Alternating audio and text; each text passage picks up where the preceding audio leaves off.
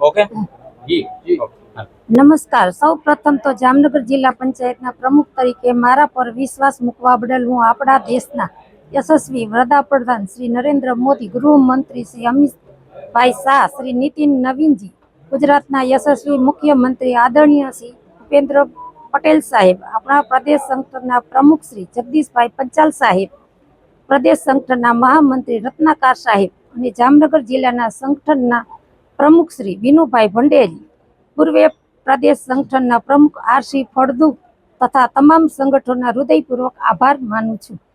આ સાથે જામનગર જિલ્લાના લોકપ્રિય સાંસદ પૂનમબેન માડમ, પૂર્વે કેબિનેટ મંત્રી શ્રી રાઘવજીભાઈ પટેલ, અમારા વિસ્તારના ધારાસભ્ય શ્રી મેઘજીભાઈ ચાવડા તેમજ જિલ્લા પંચાયતના તમામ ચૂંટાયેલા સદસ્યો અને સંગઠનના હોદ્દેદારો પણ હું દિલથી આભાર વ્યક્ત કરું છું।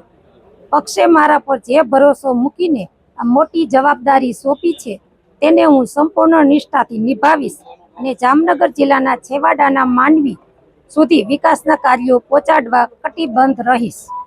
પક્ષના વરિષ્ઠ નેતાઓના માર્ગદર્શન હેઠળ સંગઠનને સાથે રાખીને અને સરકારની તમામ જનકલ્યાણકારી યોજનાઓને જામનગર જિલ્લાના ગામડાઓ સુધી સચોટ રીતે પહોંચાડવી એ જ મારી પ્રાથમિકતા રહેશે। સૌનો સાથ સૌનો વિકાસના મંત્ર સાથે અમે જામનગર જિલ્લાના વિકાસની નવી ઊંચાઈઓ પર લઈ જશું એવા સંકલ્પ સાથે જય જય ગરવી ગુજરાત, વંદે માતરમ, ભારત માતા।